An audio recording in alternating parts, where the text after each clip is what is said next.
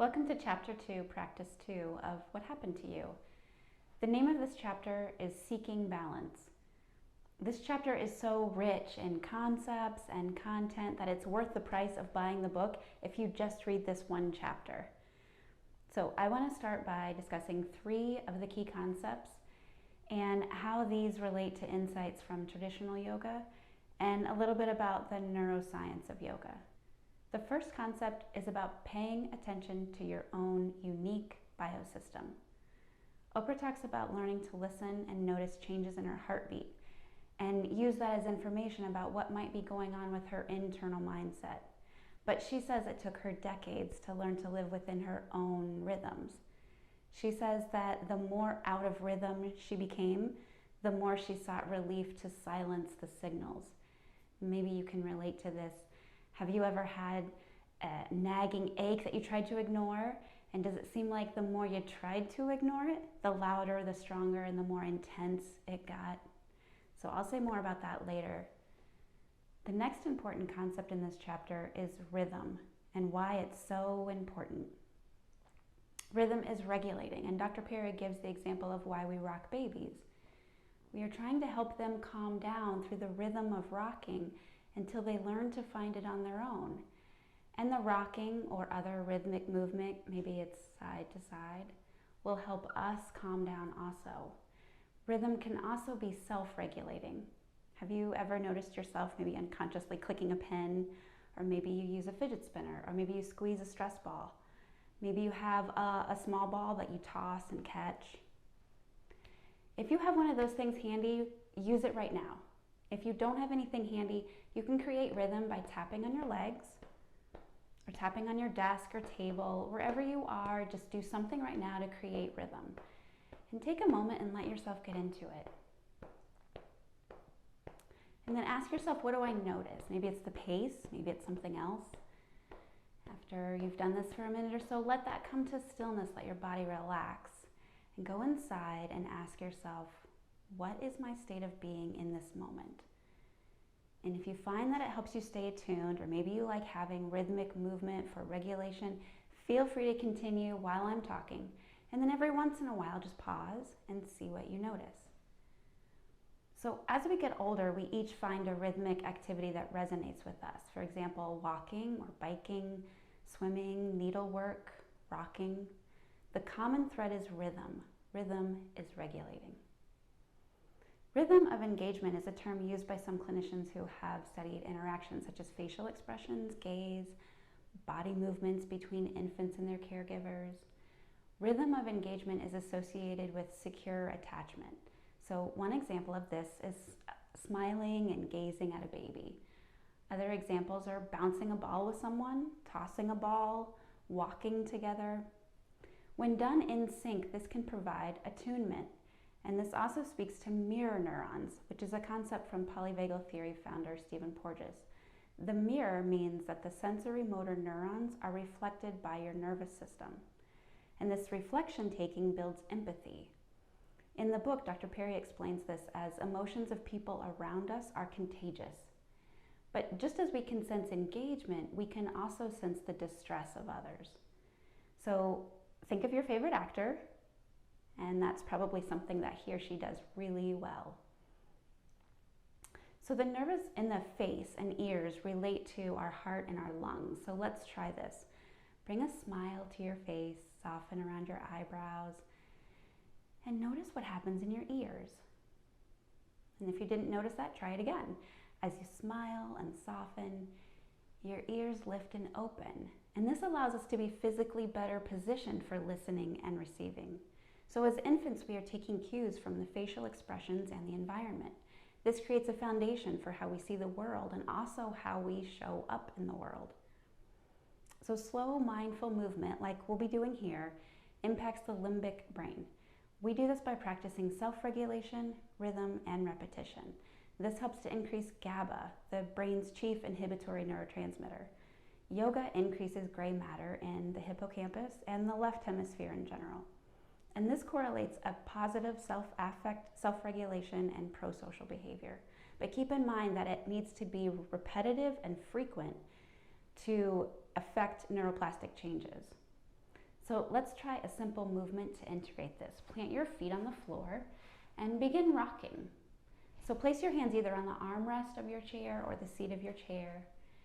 And do this rocking in a way that feels good to you. And then slowly start to put a little weight on your hands and continue rocking forward, putting a little more weight on your hands each time. And then eventually rock yourself up to standing. Now notice how this feels in your hips, your knees, your feet. They got prepared and the joints got lubricated for standing up. Now once you come to standing, notice how it feels to be upright. The rhythm helps prepare the brain to know what's coming without it being fast or jerky. I think we can all relate to a time when we got up quickly and we stubbed a toe or we hit our shin against a table leg. And while this results in a sharp pain, it also immediately puts us in our bodies, right? So now you can come back to seated. A third major concept in this chapter, and the name of the chapter, is that human beings seek balance. Our bodies and brains are always seeking homeostasis. This is how we feel good and think clearly. Classical yoga, as brought to us from Patanjali, is about stilling the fluctuations of the mind so that the seer can rest in his or her true nature. This helps us to know who we truly are. We achieve this by balancing the nervous system. When we know who we truly are, then we can make choices that align with our values and our identity. Dr. Perry says that balance is the core of health. Stress is what occurs when demand or challenge takes us out of balance, away from our regulated set points. Again, our brains are constantly seeking homeostasis. If we need more stimulation for self-regulation, we might tap a foot or click a pen. If we need less stimulation, we might gaze out a window at nothing in particular, but just let the mind check out for a few seconds. Dr. Perry says that all life is rhythmic. The rhythms of the natural world are embedded in our biological systems. The roots of health are rhythm and regulation. So rocking the baby activates the memory of safety. And combining the rocking with other loving interactions like smiling and feeding connects the caregiver with rhythm and regulation and produces a sense of safety. And this builds the trunk of Dr. Perry's model of the brain, which he calls the tree of regulation. So recall from chapter 1 where Dr. Perry introduced his model of the brain, the upside down triangle. And at the bottom of the triangle, that's the lower brain. He describes the core regulatory networks. He says that these neurotransmitters are disproportionately important in our development and functioning. He says that these CRNs connect every other part of the body. He has a lot more to say about this, and I encourage you to listen to his talks if you're interested. So the brainstem provides our survival functions like heart rate, temperature, and breathing, and it's also where we develop our senses. So you're probably most familiar with the 5 senses: sight, sound, smell, taste, and touch. But we also have proprioception and interoception. Proprioception is noticing your body in space, and this helps you to be able to walk around something or to duck if something's coming at you. And these are fast-acting receptors. On the opposite side are the interoceptive receptors, and these are small fibers that travel slowly. They respond to light touch and slow movement. So think of cat's whiskers. Interoception relates to how your body feels on the inside. For example, when you feel hungry or when you need to use the bathroom. Everything you take in through your senses goes through the brain stem.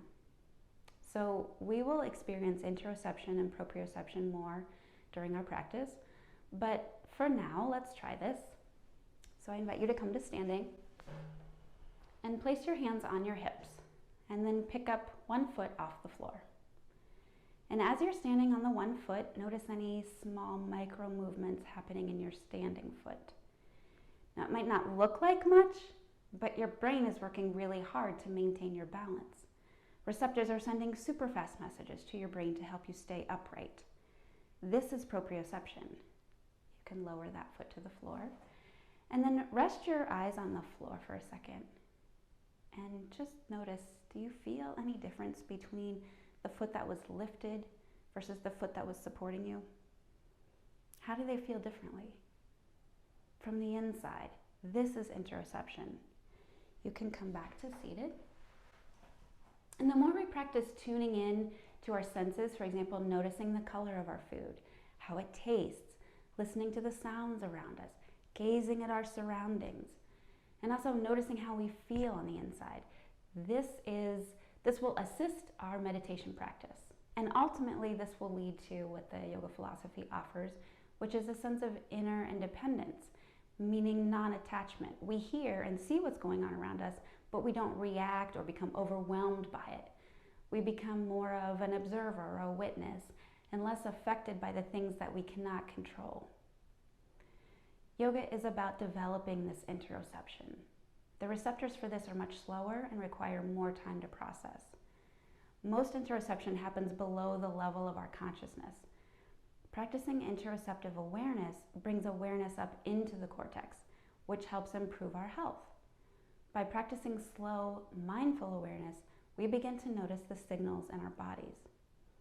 Ignoring those signals in our bodies and not taking care of ourselves can lead to chronic health disease. Remember, the first concept discussed here was the ability to listen and respond to your unique biosystem. Now, another way to notice interoception is to get really quiet and still and see if you can feel your own heartbeat. So let's try that now. Maybe you noticed your heartbeat, maybe it slowed. Yogic interoception is a way to listen to your body with non-attachment, vairagya, and discriminative awareness, viveka. The term for senses in yoga is indriyas. Indriya means doorway. The doorway can be an entry and an exit. Our senses can often be triggered. Think of a smell or a song that takes you right back to a scene from your past. This is happening in the limbic region, which makes associations between senses and memories. The amygdala's job is to assess for safety. When we're not feeling safe, it will get enlarged. One of the benefits of meditation is shrinking the amygdala. Remember, we're always seeking homeostasis. If the amygdala is feeling safe, then the cortex is available for planning and making decisions. For a person who has grown up with a history of chronic, unpredictable, chaotic, or neglectful experiences, though, this can cause an altered stress response system. The cortex is likely to flip its lid, go offline, and cause the brainstem at the safety command center to be in charge and become hypervigilant, assessing for safety. In these situations, a person will react before thinking because the brain is organized to react before thinking. It happens super fast. It also happens to all of us sometimes, to some extent. For example, if you touch something sharp and you immediately move your hand away, you might not even know what it was that hurt you. And then you may look to see what happened. So bilateral movement gathers the two hemispheres of the brain into the present moment. This helps to quiet the mind and bring focus. So we will be doing bilateral and contralateral movements in this practice, but let's try something right now. Cross your arms over your chest and begin to gently tap side to side. You can also begin to rock or sway if you like. And now from here, let's add a mantra or a mental message, which comes from the Sanskrit word for mind, which is manas. The mental message here could be very simple, just saying your name and that you are safe right here in this moment. So for example, hi Holly, you are here now in your body, you are safe here. Saying your name is very grounding too, and it makes the affirmation personal. This is the practice of building new connections in our brain. We have to give ourselves these micro doses of safety and connection very often so that they are automatically available to us when we feel our anxiety start to kick in. It's not enough to do it once and then consider it a calming technique. If we don't use the tool, then it will rust. So remember from practice 1, the pursed lips breath. So take a few rounds of pursed lips breath now as you transition from listening and thinking to feeling and experiencing. And then one last comment I'll offer now is that when you approach a yoga practice with a sense of curiosity, awareness, openness, you leverage the power of interoception, which communicates through your nervous system and can enhance your resilience.